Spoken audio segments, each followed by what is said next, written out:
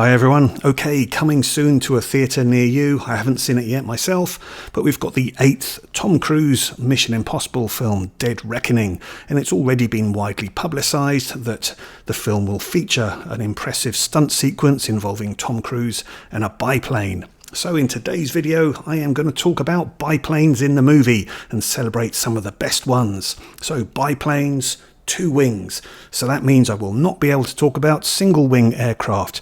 So that means there's no time at all to talk about chorus girls standing and dancing on top of the wings of a plane in the film that launched the career of Fred Astaire and Ginger Rogers, Flying Down to Rio. Nope, sorry, no time to talk about this one at all.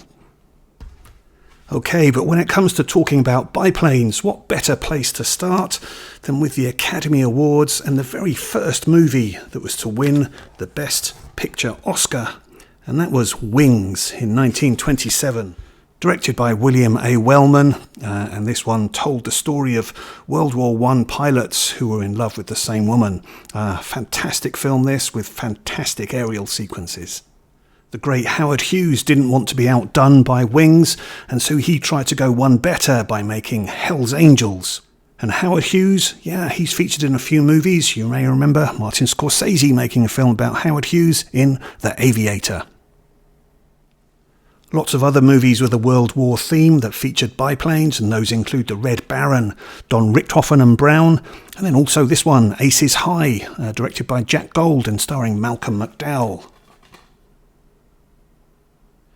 And then George Peppard played a German air ace in this one, the Blue Max, for director John Gilliman. John Gilliman worked with George Peppard on a couple of other movies, including PJ and House of Cards. And John Gilliman, also known for directing The Towering Inferno and King Kong. King Kong, I hear you say. Well, who can forget the original 1933 classic King Kong, which had that fantastic scene at the end with King Kong atop the Empire State Building with biplanes attacking him. And Randy Quaid put his crop duster to good use to battle aliens in Roland Emmerich's Independence Day. And if that wasn't fantastical enough, then in The People That Time Forgot, the crew of a seaplane find themselves under attack by a pterodactyl when flying up in the Arctic. But biplanes were also used for delivering airmail, and in fact, John Ford in 1932 directed the film Airmail. But in 1985, we also have Christopher Reeve as an airmail pilot who reluctantly has to take Rosanna Arquette on a trip with him, and they crash in the mountains where there are hungry wolves around. Biplanes, as well as planes with one wing or multiple wings, also featured in a film that has possibly one of the longest titles in film history, and that is Those Magnificent Men in Their Flying Machines, or How I Flew from London to Paris in 25 hours 11 minutes. And then plane design, but I must admit not really with a focus on biplanes at all, but let's just mention Miyazaki's The Wind Rises, fantastic animated movie. Now, when it comes to romance, there's definitely a couple of movies worth mentioning, both of which have magnificent flying sequences with gorgeous landscape and a fantastic music score.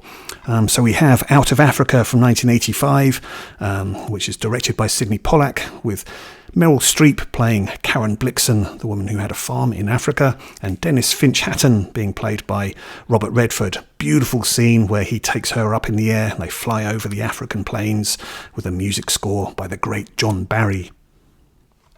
And then from director Anthony Minghella, we have the multiple Oscar-winning movie The English Patient, with Ralph Fiennes involved in a beautiful flying scene over the Sahara Desert with an absolutely magnificent score from Gabriel Yared.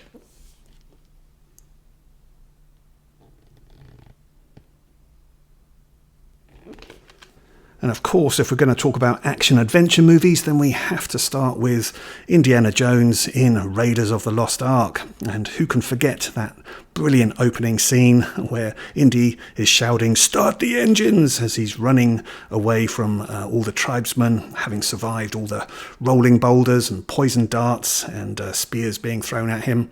And he manages to make his escape on a biplane. But it wasn't just Indiana Jones who could crack a whip. We also had Michelle Yeoh as a biplane pilot and mercenary soldier who in 1938 gets involved in a conflict between Japan and China.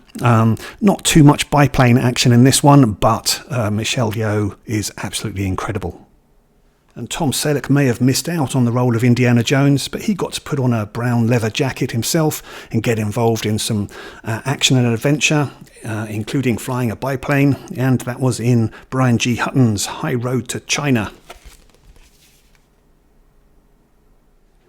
Even Elvis Presley got into a biplane called Bessie, and that was at the very beginning of It Happened at the World's Fair. So he starts the film by singing a song Beyond the Bend, Up in the Air, before then taking the plane down to do some crop dusting of a potato field. But then he spots a couple of women driving by in a car, and that leads to him saying the immortal line, "I think I just spotted a couple of sweet potatoes." Then in 1976, Gene Wilder needed to go and catch a train, the Silver Streak, and he has actress Lucille Benson take him up into the skies in her crop dusting plane, and they go in pursuit of it. The flight involves flying very low over a herd of sheep and has her exclaiming that the joys of sex don't last like the fun of flying.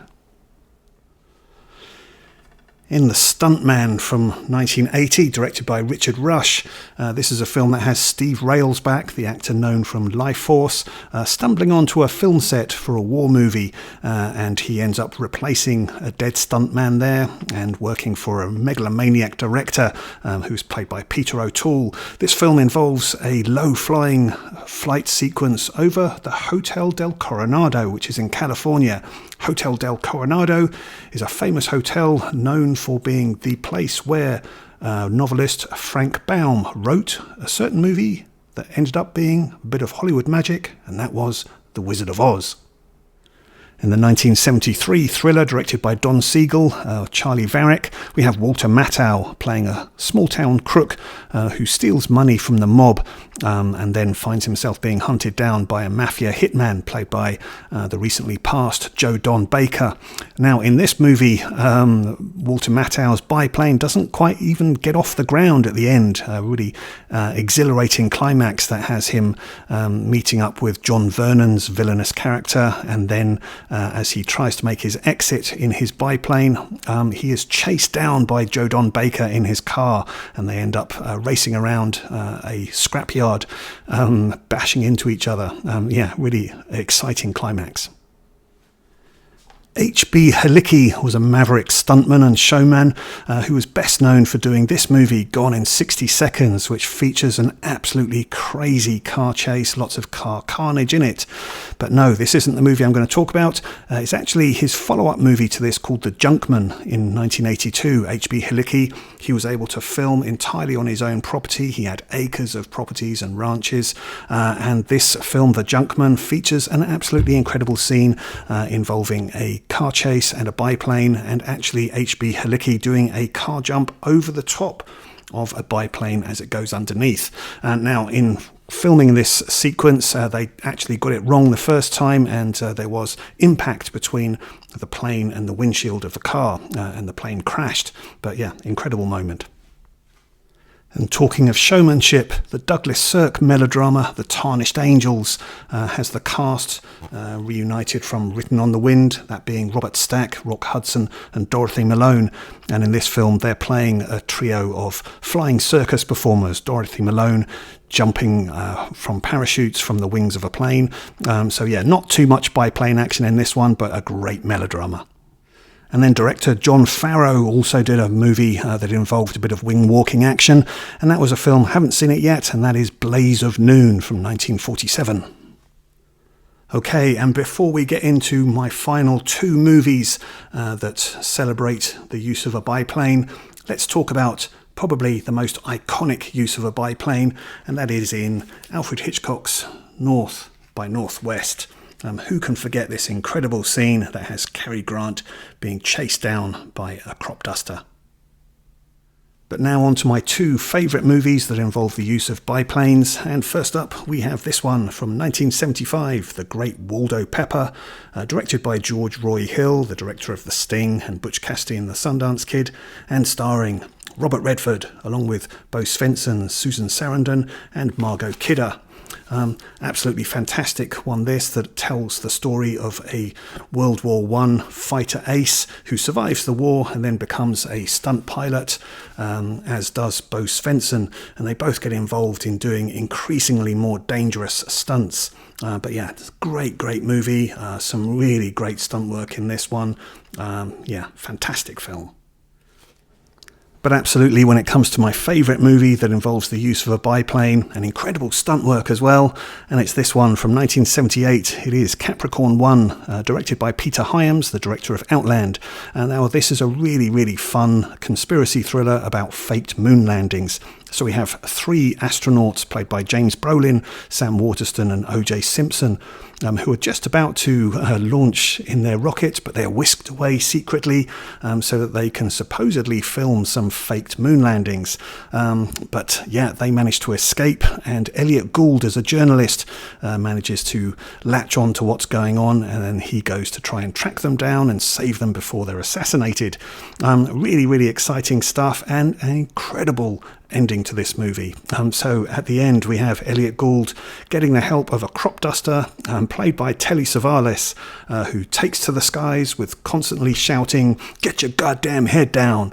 And they go in search of these astronauts. And absolutely phenomenal sequence where at one point they touch down, James Brolin runs, grabs onto the wing of the airplane, and they then take off with 2 helicopters in hot pursuit. And the aerial flying that you get to see in this sequence is just incredible. Really dangerous stuff. The helicopters getting very close as well. It is really exciting, exhilarating. Stunt work done by Frank Tallman, who had also been the stunt pilot stand-in for Walter Matthau in Charlie Varick. Unfortunately, he passed away the next year after Capricorn 1 in a flight that unfortunately went wrong for him.